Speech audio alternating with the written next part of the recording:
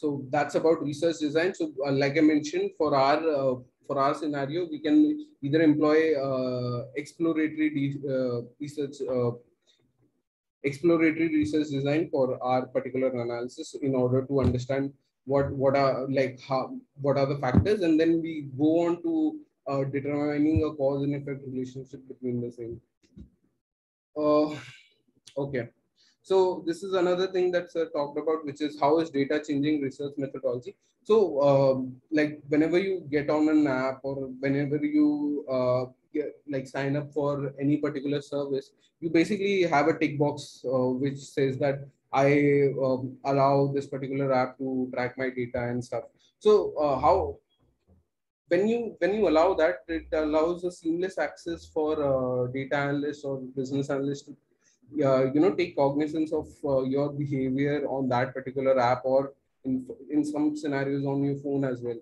So it has become more streamlined, so people are doing stuff like they are able to draw direct correlation, they are able to draw regressions between your how your behavior is influenced by various factors. So sir talked about that. If you want to go into that, you can go and have a look at that video as well.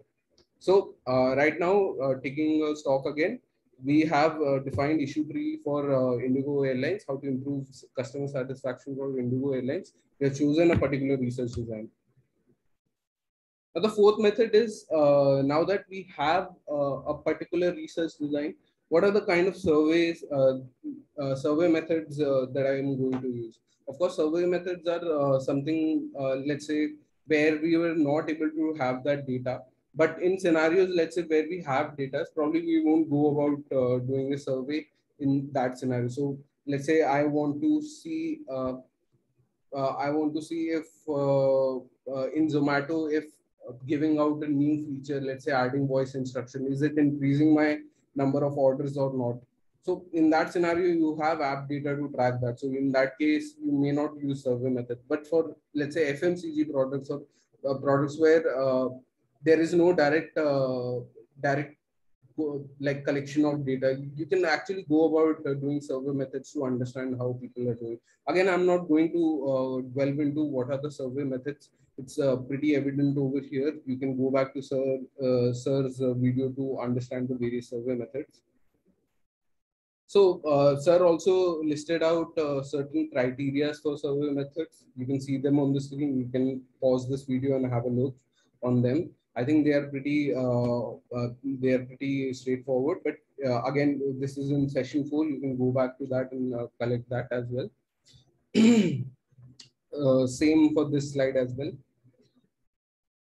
Now we come to the secondary part, which is the causal research design. Like I mentioned earlier, the reason we take up causal research design is to understand the implication. So, like if our problem had been like if there is a particular part of our problem, let's say I want to say that okay, serving beverages on Indigo Airlines, does it have an impact on customer satisfaction, or serving alcohol on Indigo Airlines, does it have a impact on customer satisfaction? So then we would probably employ this particular causal research design. There are certain definitions. I think these are straightforward. I'll quickly walk you through. So independent variables. These are the variables which we take cognizance of in order to understand how it affects a dependent variable. So let's say I am trying to gauge customer satisfaction through a particular rating that people give. So whenever you leave a flight, you get a particular message from Indigo Airlines that okay, please rate us, give us feedback. So independent variables in that case can be okay, was the flight delayed or not, or how much was the flight duration, and based on that we check our dependent variables, which is in our scenario the star rating that was given out.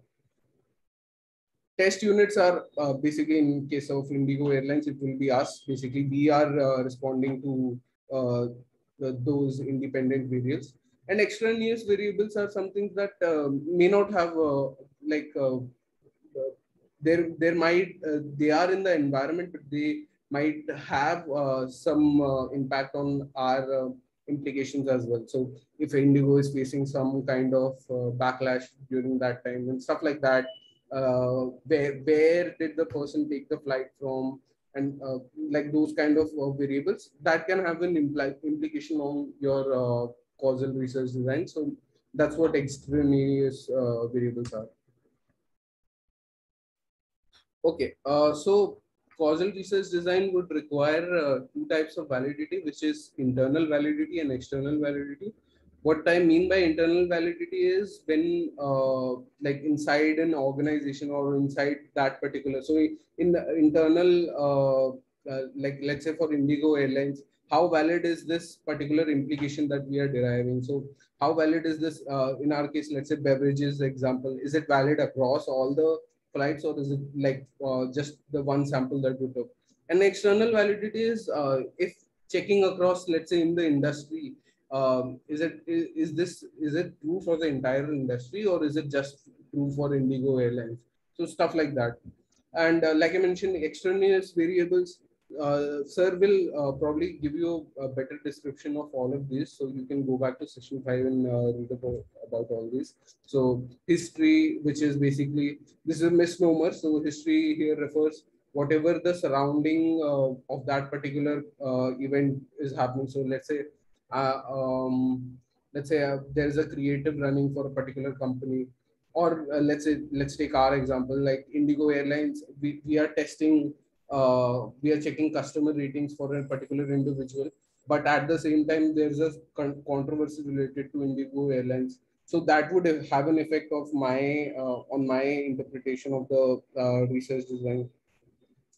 Maturation is, let's say, uh, I take an interview or a survey of a person who took a flight 6 months before. So that would have a significantly have an effect on his memory of that airline experience, and he might not give a perfect, he or she might not give a perfect rating based on that, because she barely remembers.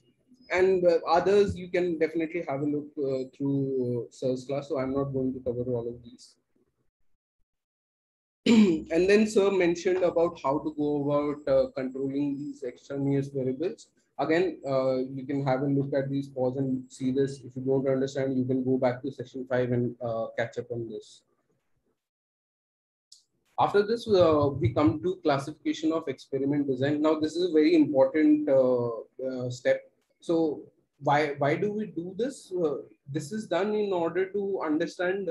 Let's say we want to understand a change, or we want to understand reaction to a particular scenario. So, let's say in India, like in Indigo Airlines, uh, we probably want to see a change in customer satisfaction after a particular uh, a particular campaign was rolled out, or a particular kind of service was rolled out by Indigo Airlines. So this particular experimental designs helps us determine, okay, this is the best one to take. And these experimental designs also come with uh, certain limitations, which are these extraneous variables that we need to take care of. And there are other elements, like competitors may be taking advantage. The experiment that we need to conduct, which is often the case, are very expensive, both time oriented and money oriented. They can be difficult to administer, so they come with a lot of limitations that we need to take care of as well. Again, this is just a like a criteria for setting up this. Session 7 primarily talked about the secondary data side of things. So Sir has given a brief difference between, Yagnik Sir has given brief difference between primary data and secondary data, and how we can go about finding such sources. So you can go back to this video. Mostly in this video, we talked about what kind of data sources are there for secondary data, and how we can leverage that for our particular analysis. So usually for industry, like whenever a problem comes in, to understand that industry, whenever you're going to talk to a client, you need to know more. You need to try to at least match whatever the client knows. Only then he would accept your proposed solution. So it's very important that you do secondary research in the initial part of the stages, and for later part as well you will need this, but for the initial part of the stages it's very important that you do a good thorough secondary research. Session 8 was about sampling. Okay, now that we have decided what kind of research design we want to use, and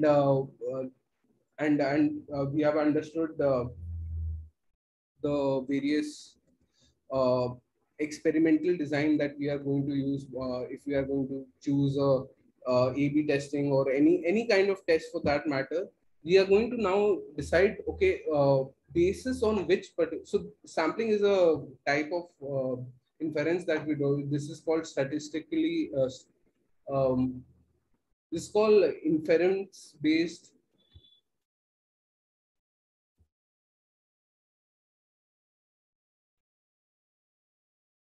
Now that we have defined the factors that we want our research to guide and chosen a research design, we have done our secondary research. Now we probably want to actually get into the data collection bit, and we basically have designed a particular experiment. Now to choose what kind of people we want for our experiment, we come to sampling. So sampling is a part of inferential statistics where we basically take a particular sample and we basically try to uh, gauge parameters of a population based on this particular sample.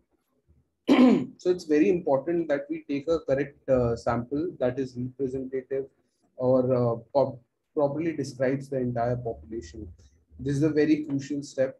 So I'll walk you through one by one. So the first question is who to sample and how to find them. So there are two elements, main elements that we need to define in this: population profile, which is aligning to our research objective. So basically, in our case, let's say if you wanted to improve customer satisfaction, for our case, population profile would be anyone who has taken an Indigo flight in, let's say, last 1 month or 2 months, based on whatever criteria that we set.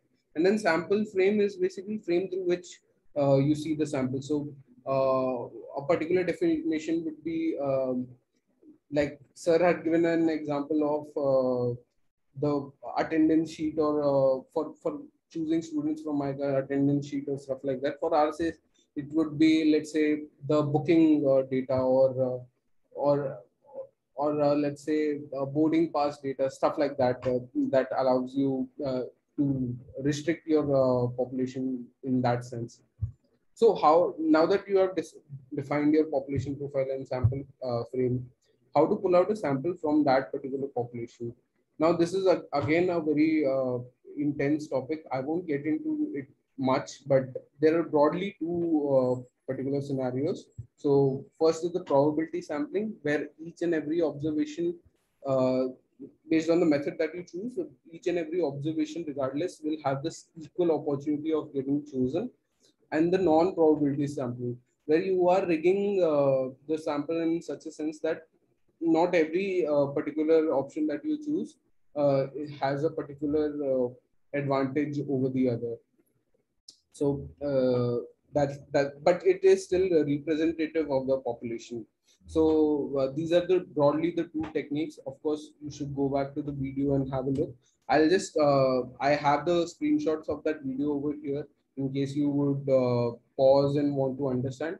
Even if you don't understand, you can again go back to the video and I understand the with examples that sir has provided. So I'm just quickly going through. You can you can pause and see all these. These are non-probability sampling. Mostly what we do in like our college is directly reach out to people that are surrounding us, which comes under convenience sampling. And there are other sampling methods as well. So this was an end to the part one session that I did. Thank you so much, guys.